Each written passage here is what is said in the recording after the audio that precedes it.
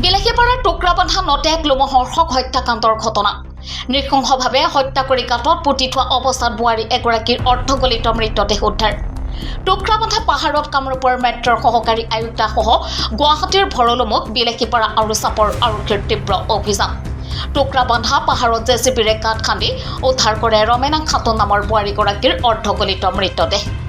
আটকাধীন অভিযুক্ত হাফিজুল ইছলামক লগতে আৰক্ষীয়ে উদ্ধাৰ কৰে মৃতদেহটো।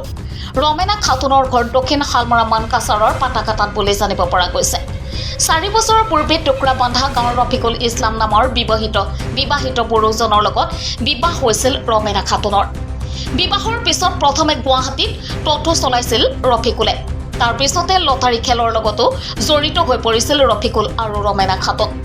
কিন্তু গুৱাহাটী উচ্চ ন্যায়ালয়ে সকলো ধৰণৰ লটাৰী খেল বন্ধ কৰাৰ নিৰ্দেশ দিয়াৰ পিছতে যোৱা 3 অক্টোবৰৰ পৰা সন্ধানহীন হৈ পৰিছিল ৰফিকুল ইছলাম আৰু ৰমেনা খাতুন। ইয়াৰ পিছতে ৰমেনা খাতুনৰ মাতৃ গুৱাহাটী ভৰলুমুখ আৰক্ষী থানাত দাখিল কৰা এজাহাৰৰ ভিত্তিত আৰক্ষীয়ে আৰম্ভ কৰিছিল তদন্ত চলাই এই লোমহৰ্ষক ৰমেনা হত্যাকাণ্ডৰ লগত জড়িত সন্দেহত গুৱাহাটী আৰক্ষীয়ে ৰফিকুলৰ ভাতৃ হাফিজুল ইছলামসহ আটক কৰিছে কেইবাজনো লোকক।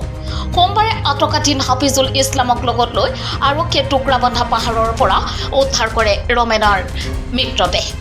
ৰমেনাক খণ্ড খণ্ড কৰি প্লাষ্টিকৰ মোনাত সুমুৱাই মাটিৰ তলত পুতি থৈছে।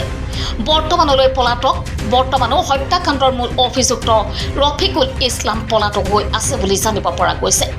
কি কাৰণত এই নৃশংস হত্যাৰ বলি হ'ল ৰমেনা খাতুন, সেয়া বৰ্তমানলৈ গভীৰ ৰহস্যৰ আৱৰ্ত। বিলাসীপাৰাৰ পৰা আজাদ আলীৰ প্ৰতিবেদন, টাইমছ NE 24। এইটো মানে চলি আছে এতিয়া গোটেই একো এতিয়া কনক্লুজনত আমি আহিব পৰা নাই। তো জাষ্ট মানে আমাৰ এতিয়া চলিয়ে আছে। তো আমি যেতিয়া কিবা কনক্লুজনত আহোঁ তাৰপিছত মানে আপোনালোকে গম পাবই আৰু কি হৈছিলে, এইটো হত্যাকাণ্ড হৈছিলে, কেনেধৰণৰ হৈছে বা ইণ্টেনশ্যনটো কি আছিলে?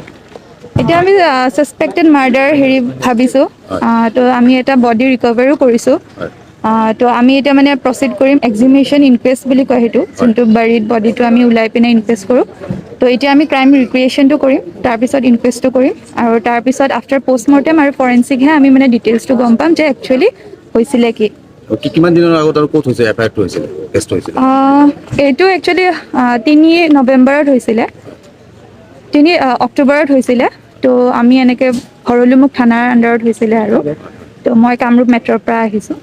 বাছ এতিয়া মানে এইখিনিয়ে আমি নাই এতিয়া আমি সেইটো একো গম নাপাওঁ। কোনে কৰিছে, কেনেকৈ কৰিছে, একো মানে আমি গম নাপাওঁ এতিয়া। সেইবিলাক আপুনি পুলিচৰ সুধি লওক। মই ডিষ্ট্ৰিক্ট এডমিনিষ্ট্ৰেশ্যনৰ পৰা আহিছোঁ। পিছত মানে যেতিয়া প্ৰচিড হ'ব আপোনালোকে গম পাবয়ে। একিউজজনৰ নাম আমি ক'ব নোৱাৰোঁ এতিয়া, কাৰণ তেওঁ এতিয়াও একিউজ হয়। একো মানে এতিয়ালৈ প্ৰুফ হোৱা নাই ন। তো যেতিয়া আপোনালোকে মানে কনক্লুজনত কিবা আহে আপোনালোকে গম পাবই। ভিক্টিমজনী ৰমেনা খাতুন, তেওঁৰ বডিটো আমি মানে কৰিছোঁ, ৰিকভাৰ কৰিছোঁ। তেওঁৰ ঘৰ একচুৱেলি ঘৰটো গম নাপাওঁ, কিন্তু তেওঁৰ দিছিলে, মাকে কমপ্লেইন দিছিলে ভৰলুমুখ থানাত। তো সেই হিচাপে আমি আহিছিলোঁ। ছাছপেক্টেড মাৰ্ডাৰ ভাবিছোঁ। তো আমি এটা বডি ৰিকভাৰো কৰিছোঁ। তো আমি এতিয়া মানে প্ৰচেছ কৰিম এক্সিমিশ্যন ইনকুৱেষ্ট বুলি কয় সেইটো, বডিটো আমি ওলাই পিনে ইনকুৱেষ্ট কৰোঁ। তো এতিয়া আমি ক্ৰাইম ৰিক্ৰিয়েশ্যনটো কৰিম, তাৰপিছত ইনকুৱেষ্ট কৰিম, আৰু তাৰপিছত আফটাৰ পষ্টমৰ্টেম আৰু ফৰেনচিকহে আমি কিমান দিনৰ আগত আৰু ক'ত হৈছে এফআইআৰটো? এইটো একচুৱেলি 3 নৱেম্বৰত হৈছিলে, 3 অক্টোবৰত হৈছিলে। তো আমি এনেকৈ ভৰলুমুখ থানাৰ আণ্ডাৰত হৈছিলোঁ। মই কামৰূপ তেতিয়া মানে এইখিনি আমি হত্যা কৰিলে কিবা পহলৈ আহিলে? এতিয়া আমি